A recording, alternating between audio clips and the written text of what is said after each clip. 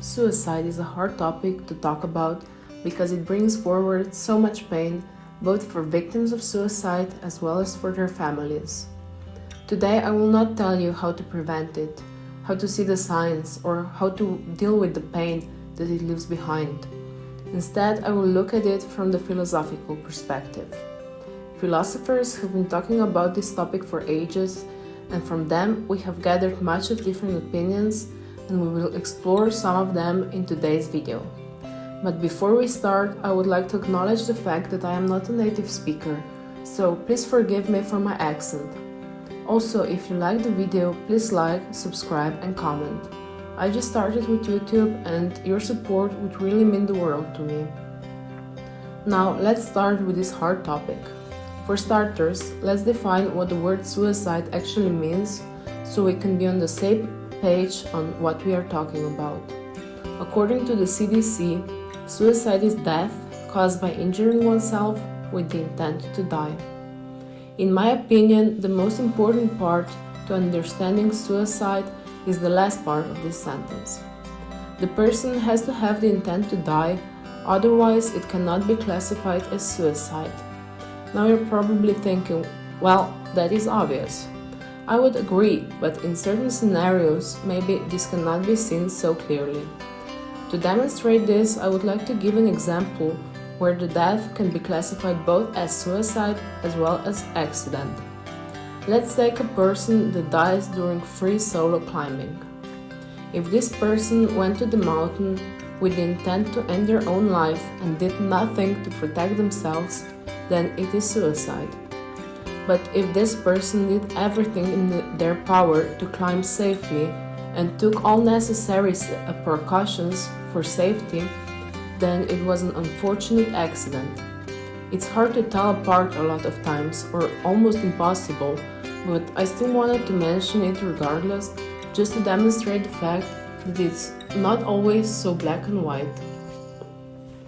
Now that we have an idea on what I mean when I say suicide, let's dive into the history of thoughts about suicide. We will start with the mother of philosophy, ancient Greece. The first philosopher we will cover is Plato. His point of view was that life was all about wanting death and waiting for it. He believed that all true philosophers want to die and that philosophy is something that prepares us for death during the course of our life. He believed that death is the best possible outcome. So for him, it was better to be dead than to be alive. Which means for him, suicide was acceptable, right? Wrong.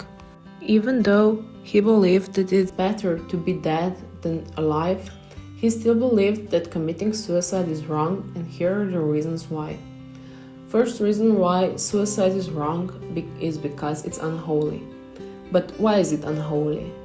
Because it is forbidden for us to lay a hand on our own body.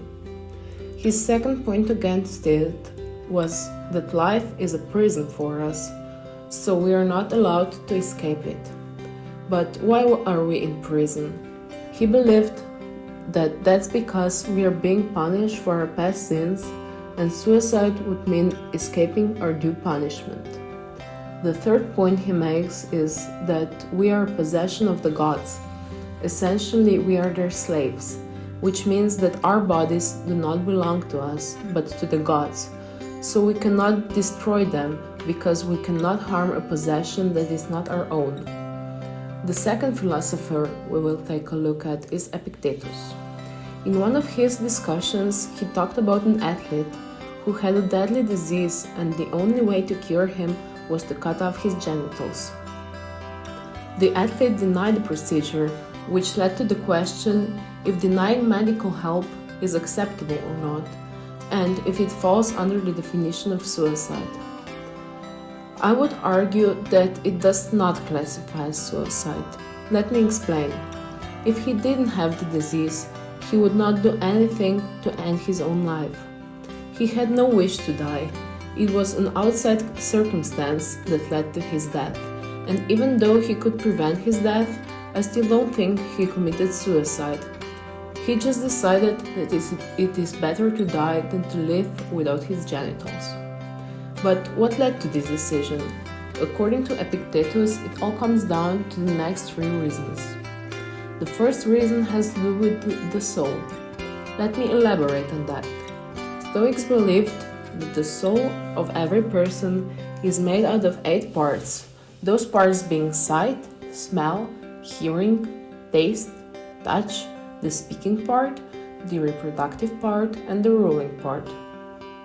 Without any of these parts, the soul would be incomplete, which means that if the athlete decided to cut off his reproductive organ, he would essentially lose a part of his soul. The result of that would be him not being complete as a person. Epictetus believed that it is better to die whole than to live an incomplete life. The second reason for this decision is athlete's personality. The athlete is a man. What makes him a man? His male body parts. So without them, he cannot be a true man. Personality in our discussion represents the social role that each person has in society. The social role of an athlete is to compete in sports.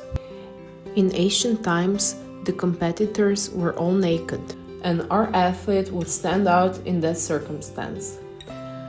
That leads to the conclusion that his genitalia is an essential part of his personality, and without it, he cannot fulfill his role in society properly, therefore he cannot be complete as a person. So, like in the former example, the conclusion is that it is better to die than to live incomplete.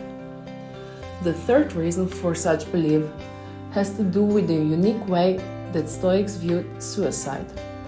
But in order to understand their view of suicide, we have to understand their unique way of looking at life and death. The Stoics divided personality, actions, and feelings into 2 categories: good things and bad things. For example, wisdom was a good thing and cowardness was a bad thing. But there was another category, kind of in between the good and the bad. They called it indifferences. Into this category fell both life and death, which means that they were neither good nor bad. In this category was also beauty, for example. It doesn't matter if you're beautiful or ugly. It's not good nor is it bad. Same goes for life and death. It's not good being alive, as well as it's not bad being dead. One is not better or worse than the other. So in theory, suicide was acceptable. However, they didn't all agree on this issue.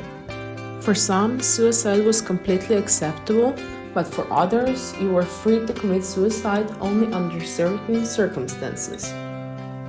Seneca falls into the first category. He said that if you do not like life, you can simply just stop living it. Just like kids just stop playing the game after they don't find it interesting anymore. But the majority of them fell under the second category. For example, Epictetus was one of those who believed that we are completely free to take our own life, but that we can do that only after we get a sure sign from the gods that we are not needed here anymore and that we can do with our own life as we please. Marcus Aurelius believed that if we cannot live life according to reason anymore, that it is better for us to end it. Death is also acceptable if we need to protect our friends, our country, or if we cannot live without avoiding immorality. In the Middle Ages, there was no place for such discussions. They strictly believed that taking your own life was wrong. They viewed it in the same way they viewed murder, which was forbidden by the Sixth Commandment. They believed that God put every single person on earth for a reason, and that only He can decide when the life of a person is going to end. So, taking such decision as is this one into our own hands was considered a major sin. Because they held such belief, it is to no surprise that they treated the bodies of self-murderers very, very harshly. It was written even in the law. The law was that the body of the self-killer could be treated the same as the body of a living murderer, which means it could be hanged, burned, dragged by a horse, or buried at a crossroads with a stake through the heart. During the Renaissance began the shift in the way people viewed suicide. It went from being viewed as a sin to a form of insanity. With that shift began the mockery of suicide victims and their families. It was still against the law, as it is still today in some countries. Today we have a more compassionate approach to suicide and the victims of it. But today people are starting to open up to discussions about this topic, as well as helping people who are maybe considering committing suicide, as well as helping the families of suicide victims. We still have a long way to go for sure, but that's why it's important to talk about such topics even if it makes us uncomfortable. If you're struggling with suicidal thoughts, please reach out and get help because people want and will help. Thanks for watching, and I'll see you soon.